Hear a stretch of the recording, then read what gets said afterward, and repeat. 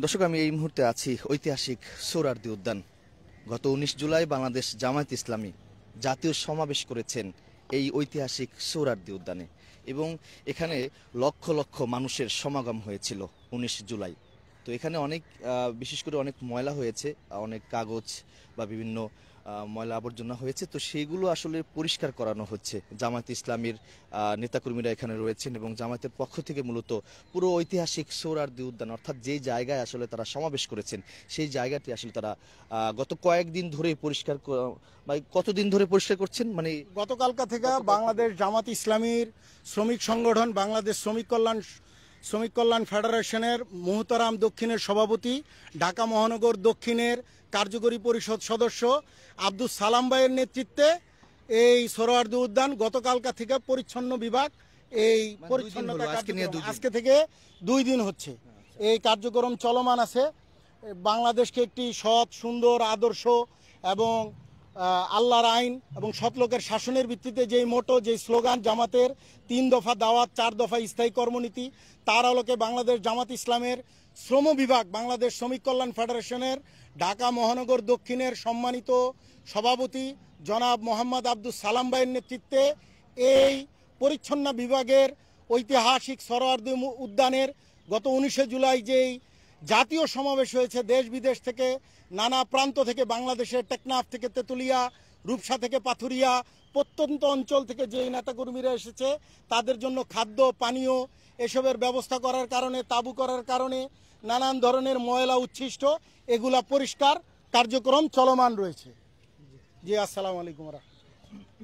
দর্শক, যেমনটি দেখতে পাচ্ছেন এই মুহূর্তে আমি রয়েছি ঐতিহাসিক সোহরাওয়ার্দী উদ্যানে। এখানে ইতিমধ্যেই ঢাকা মহানগর দক্ষিণ সেক্রেটারি, বাংলাদেশ ইসলামী ছাত্র শিবিরের সাবেক সভাপতি ডক্টর শফিকুল ইসলাম মাসুদ, তিনি ইতিমধ্যে সামাজিক যোগাযোগ মাধ্যমে তার একটি আজান ভাইরাল হয়েছে।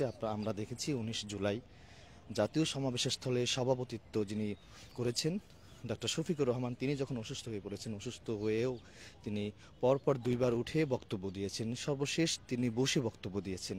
বক্তব্য শেষে যখন তিনি চলে গেছেন, এরপরে আসরে আজান দেওয়া হয়েছে। তো সেই আজানে এক পর্যায়ে কান্না জড়িত হয়েছে।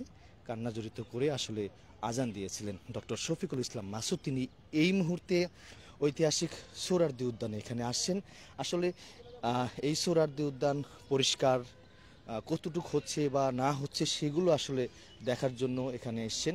আমরা দেখতে পাচ্ছি এই মুহূর্তে যেখানে সমাবেশ করেছেন বাংলাদেশ জামায়াত ইসলামী জাতীয় সমাবেশ, সেই জায়গায় যেন কোনো ময়লা না থাকে। বিশেষ করে এখানে আপনারা দেখেছেন 50,000-এর মতো পানির বোতল তারা বিলি করেছেন।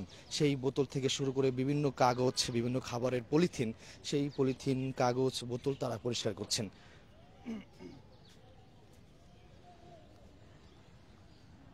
ঐতিহাসিক সোহরাওয়ার্দী উদ্যান জুড়ে মূলত এই পরিষ্কার পরিচ্ছন্নতার কাজ কিন্তু চলমান রয়েছে। গতকাল থেকে একজন আমাকে জানাচ্ছিলেন, গতকাল থেকে মূলত এই পরিষ্কার পরিচ্ছন্নতার কাজ শুরু হয়েছে। আমরা দেখতে পাচ্ছি এখানে আরো একজন পরিষ্কার করছে।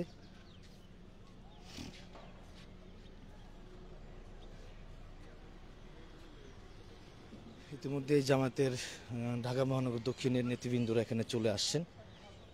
মোটামুটি সব জায়গায় তারা পরিষ্কার করছেন। আমরা একজন ওখানে ঝাড়ু দিচ্ছেন, একটু তার সঙ্গে কথা বলবো। 2 থেকে 2 জন ঝাড়ু দিচ্ছে। চলুন তাদের সাথে কথা বলার চেষ্টা করবো, আমাদের সাথে থাকুন।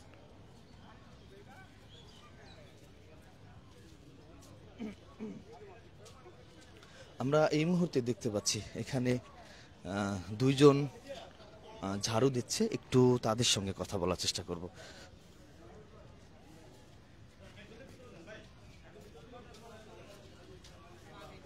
ঐতিহাসিক সোহরাওয়ার্দী উদ্যান পরিষ্কার পরিচ্ছন্নতার কাজ চলছে, কাদের ভাই আপনার কাছে কেমন লাগছে? জি, ঐতিহাসিক সোহরাওয়ার্দী উদ্যান পরিষ্কার পরিচ্ছন্নতার কাজ করছে জামাত ইসলামীর পক্ষ থেকে বা জামাতের কর্মীরা করছে, কেমন লাগছে আপনার? না, এটা তো খুবই একটা ভালো উদ্যোগ। পরিষ্কার পরিচ্ছন্নতা আমরা বিশ্বাস করি যে এটা ইমানেরই অঙ্গ। তাছাড়া দেশের সার্বিক পরিবেশ রক্ষা করা, মানুষের বসবাসোপযোগী ঢাকা শহর বা দেশ গড়ে তোলার জন্য এটা খুবই প্রয়োজন। যা আমাদের দেশে তো সেই ধরনের প্র্যাকটিস নেই যে কেউ আবর্জনা ফেলবে না, যার আবর্জনা সে নিয়ে যে নির্দিষ্ট স্থানে ফেলবে সে ব্যবস্থাপনাও নেই, সেই মানসিকতাও নেই। বিধায় আমাদের যে কোনো গ্যাদারিং হলে সেখানে নোংরা কাগজপত্র জিনিসপত্র থাকে। তো আমরা জামাত ইসলামের উদ্যোগে সেগুলো পরিষ্কার পরিচ্ছন্ন করে সোহরাওয়ার্দী উদ্যানটাকে সুন্দর একটা পরিবেশ তৈরি করার জন্য চেষ্টা করছি। জামাত ইসলামের পক্ষ থেকে ঐতিহাসিক সোহরাওয়ার্দী উদ্যান পরিষ্কার করছেন, আমরা দেখানোর চেষ্টা করছি গ্লোবাল টেলিভিশন ফেসবুক পেজে সরাসরি। পরিচ্ছন্নতার কার্যক্রম করছেন।